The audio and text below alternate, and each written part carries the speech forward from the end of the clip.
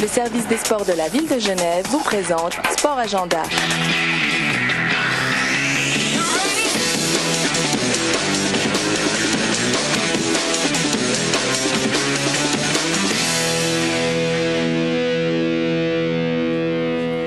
Bonsoir à tous, ravi de vous retrouver au programme de ce Sport Agenda de la course à pied avec Courir pour aider à Meignier demain et du football avec le président du Racing Club Genève. On évoquera la promotion du club de deuxième ligue en deuxième ligue inter. On va débuter cette émission avec la course à pied et Séverine Pont qui est avec nous. Bonsoir. Bonsoir. Alors Séverine, vous représentez une association, on va y venir d'ici quelques tout petits instants. Courir pour aider à Meignier, c'est donc demain samedi, on l'a dit, une course à pied en VTT ou de la marche, on y reviendra également tout à l'heure, qui reverse ses bénéfices depuis 1985 maintenant, et cette année, c'est votre association qui va en bénéficier. En quelques mots, en quoi consiste votre association ? C'est une association qui s'appelle les Enfants du Sourire, et avec mon ami, on a créé cette association il y a 4 ans à peu près, et elle soutient une école en Inde, donc au Ladakh, qui se situe tout au nord de l'Inde, et le but c'est d'aider à la construction d'une école.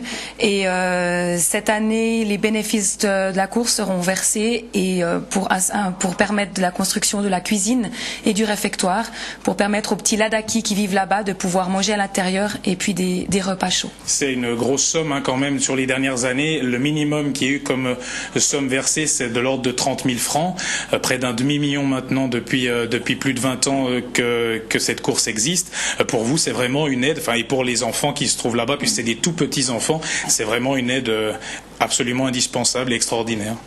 Pour nous, c'est assez extraordinaire en effet, et l'école est déjà au courant en fait qu'on a eu la chance de pouvoir participer à cette course. Et puis il faut savoir que l'école actuellement compte 200 enfants. Elle a commencé il y a 9 ans avec 25 enfants. Et puis c'est parti tout sur un coup de foudre avec un moine là-bas qui reverse tout l'argent qu'il gagne avec ses enseignements bouddhistes en Amérique. Il les reverse à cette école qu'il a créée lui-même il y a 9 ans.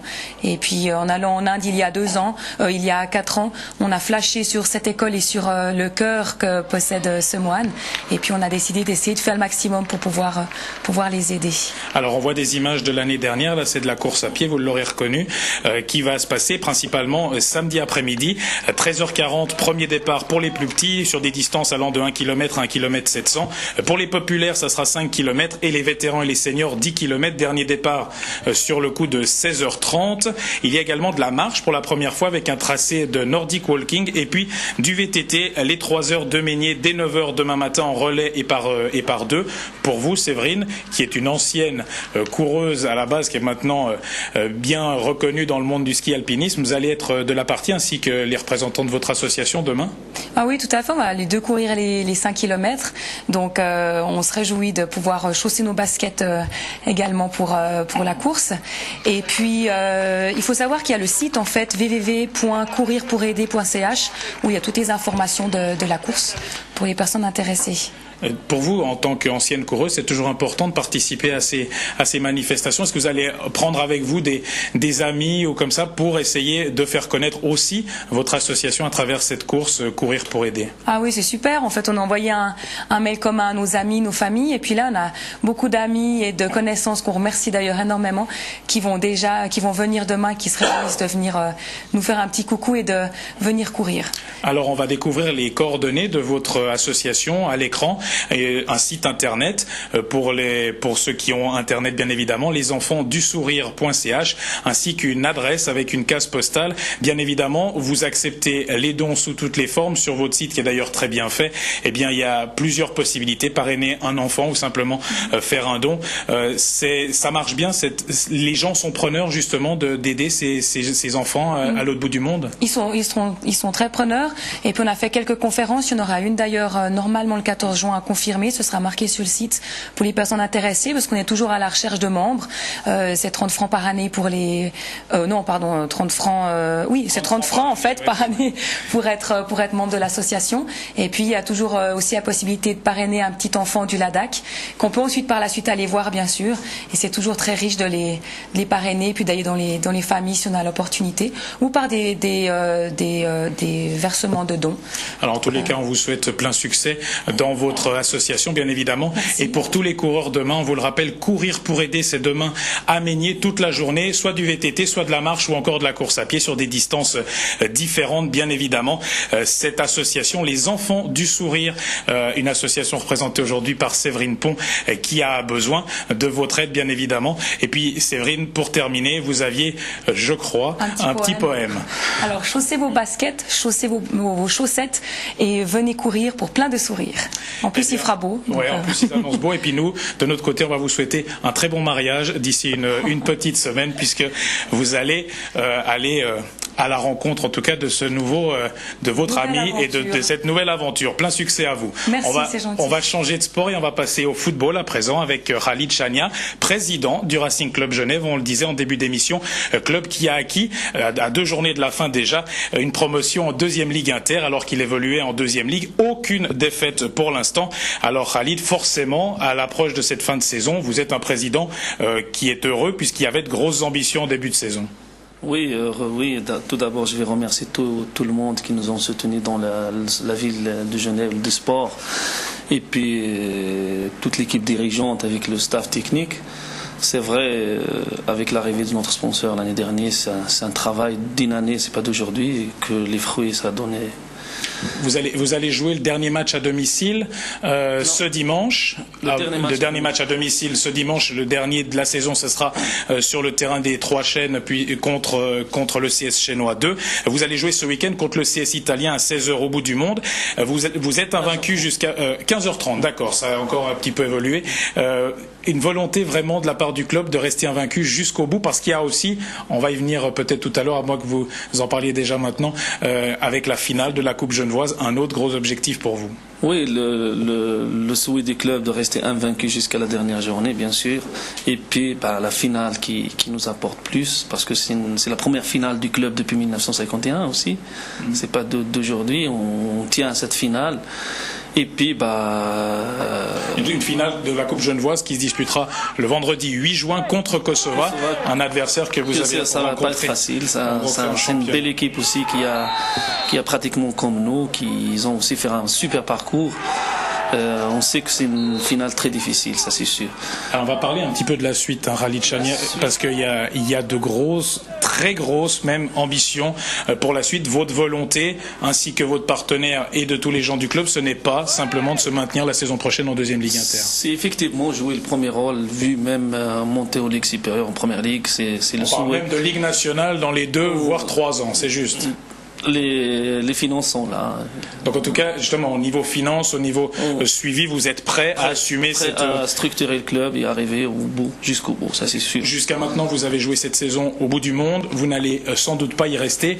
Quelles sont les tractations? Où en sont les tractations pour notamment aller du côté du stade de Frontenay sur les hauts des eaux vives? On a pris contact avec le service de sport de Genève, M. Voirol, qui va voir éventuellement, il a 2 solutions à nous proposer.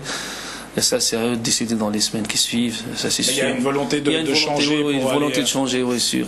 Ils vont faire un effort pour qu'on puisse jouer à Frontenay. Au niveau de l'équipe, cette année, c'est indéniable. Vous êtes la meilleure équipe de 2e Ligue, reconnue par tous les adversaires que vous avez rencontrés.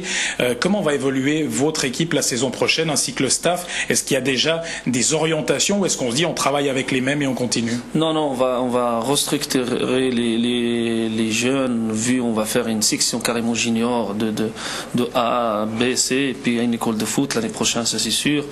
Il y aura aussi des transferts de niveau supérieur qui seront là, ça c'est sûr. Justement, le club à l'heure actuelle est relativement petit. 3 équipes d'actifs, dont la première équipe qui est en 2e Ligue encore à l'heure d'aujourd'hui. Et puis il y a une seule équipe junior, une équipe de juniora. Votre volonté, même s'il y a des moyens, même s'il y a de l'ambition avec la première équipe, c'est également de construire un mouvement junior de plus en plus solide. En plus, on est au bout du monde vissé, c'est une section importante là-bas. Donc le but, dans un premier temps, ça serait de créer 3 équipes. Trois équipes avec une école de foot. Une équipe de junior C, une équipe de junior B et une équipe de junior A, ainsi qu'une école de foot. Alors vous êtes au départ de ce club, il y a 10 ans maintenant, 10 ans, ouais. C'était au départ le club des Marocains de Genève. Maintenant, il a évolué, ça ne l'est plus.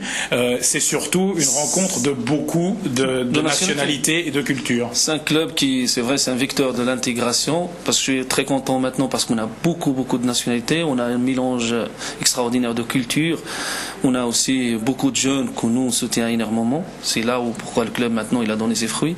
On essaye de trouver au niveau professionnel qu'au niveau social dans le club, c'est extraordinaire. C'est là la réussite aujourd'hui parce qu'il y a tous les mélanges de cultures au Racing Club Genève. Mais l'orientation, l'implantation marocaine est toujours là. Il y a eu un camp d'entraînement au mois de février de la part de votre club, et puis il y a aussi un tournoi voilà, auquel vous participez toujours. Chaque année, ouais, c'est un encouragement de Royal Air Maroc qui nous fait chaque année.